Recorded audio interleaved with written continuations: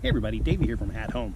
Today I've got a little project out in the front yard. I've got a bare area of grass here with some exposed dirt that I'm going to use some of the Scott's Easy Seed patch and repair. It's about a 1 to 2 week process to get this stuff going.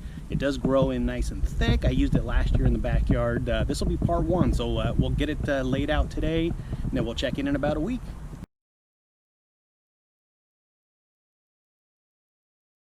So the area I'm going to work on is actually pretty small. As you can see here, it's probably about a 3 feet by about 2.5 foot section here. It's just a little patch area that doesn't have much grass growth.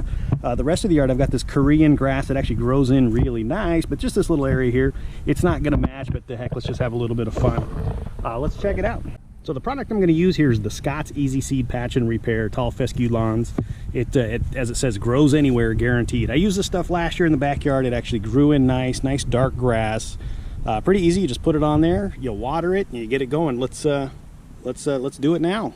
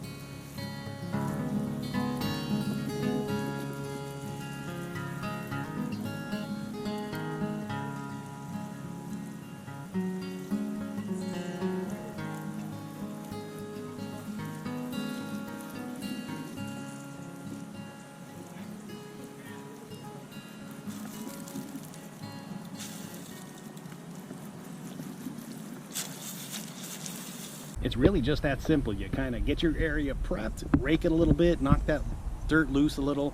You put your product down, and then you water it. Nice thin layer of that product.